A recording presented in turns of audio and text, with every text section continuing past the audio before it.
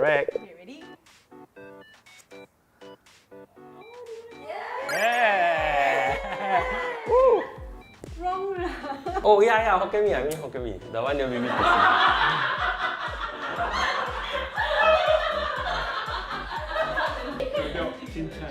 After that you buy something, this is not what I want. It's the one and only Vigo Double.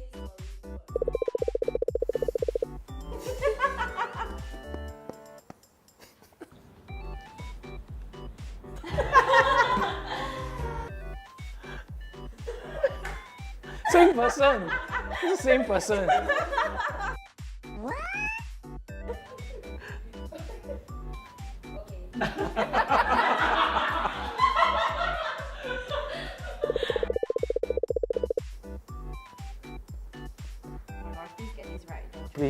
Please get this right, John Cho. She cried. Yes. She watched that film and cried. So. Great show. Yeah. The hills are alive with the sound of music.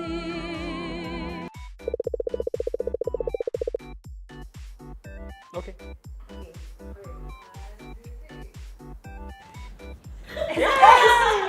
And some.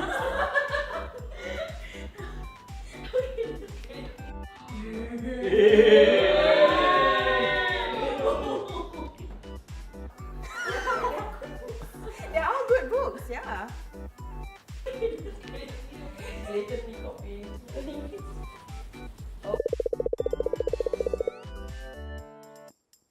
Please get this right. You were very late that evening. Really? Yeah.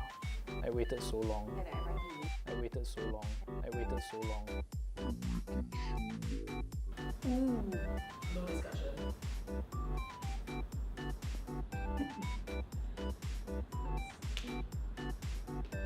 My memory is so bad. Like all my memory cells came out when I got pregnant. Would you like to explain what this means? So this is the one that is most significant. We meet and choir practice. Was it a date? No.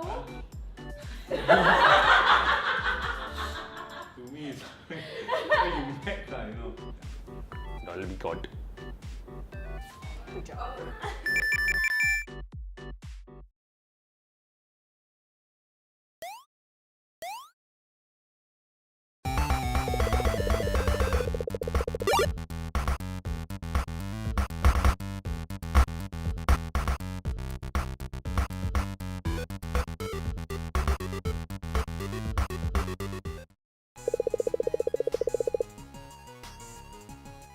Every Tuesday I go to her place and we eat and we share our stories and successes. On Sundays she comes over and she comes for dinner and then we share stories as well. So my pastor did tell me that since it's a Tuesday thing, I should keep it like it's almost like a commandment thing, like never ever skip Tuesday dinners with my family unless you have something really that important or the life and death situation. Quote unquote. Cry. My grandfather's funeral. Yeah.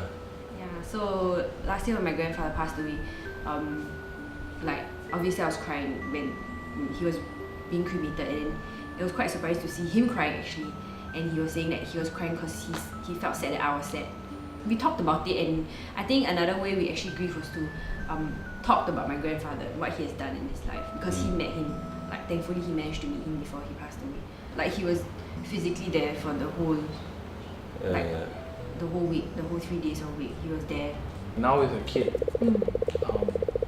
her being home and playing the role of a mom, with that as a ministry, is building and supporting the family such that I can also play my role in different places. That kind of doing ministry together as a family is also something that is integrated. Yeah, I mean, at least for me. I think I've also learned the importance of, even if we're not able to be physically present in the same space doing the same thing, that I have to be mindful to cover him spiritually in prayer. Yeah, so, and to give him space to express the creative gifts that God has given him, and to give him that space to not have to feel torn about, like, the opportunity cost of being out there and then, not being able to spend time with us and all that. No, I remember there was once, long time ago, Cold War, don't talk, right? And then I was supposed to preach in church. So on Saturday morning, I was preparing, she was doing her own thing. And then that night, we were supposed to go for dinner. And then you're not talking. So what do we do? So I felt convicted. So I went to her and said, you know what is the most difficult thing about being a Christian? So she looked at me blur. I said, die to yourself. And she thought I was criticizing her.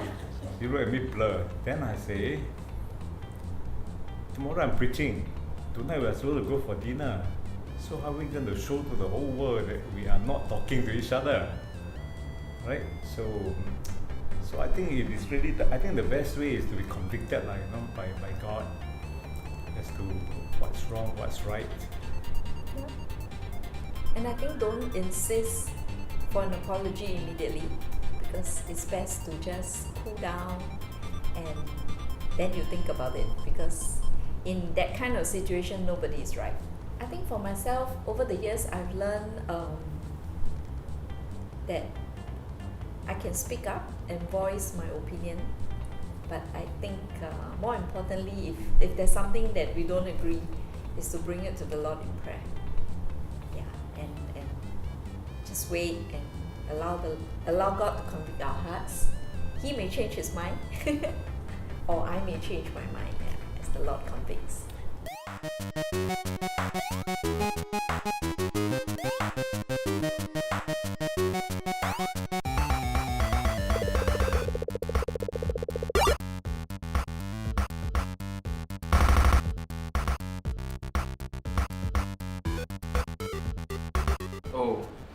Oh, am I supposed to show?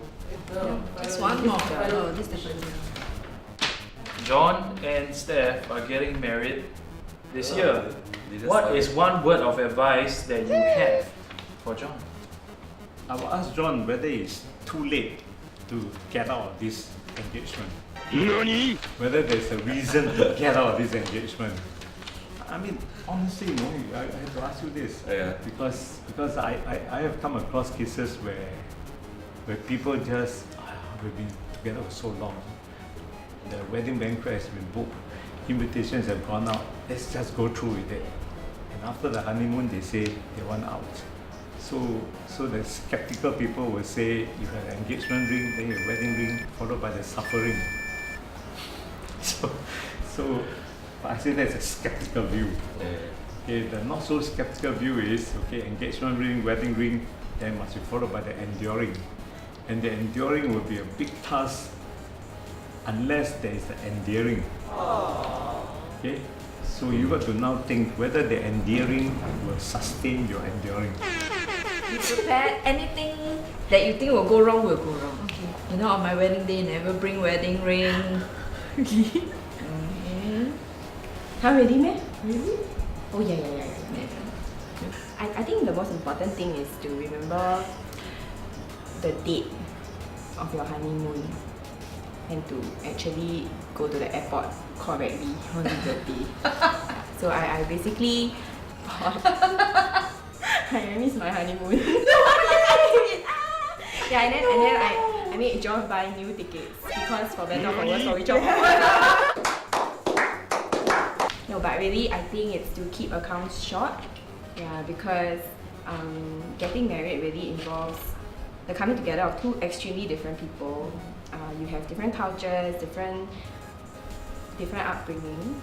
Yeah, so there are going to be clashes, no matter how well prepared you think marriage prep has brought you through. Do you love her enough? Yeah, of course. Does she love you enough? Of course. Do both of you love God enough? Yeah. Okay, so do you trust God enough? Yeah. That God will see you through? go ahead and get married.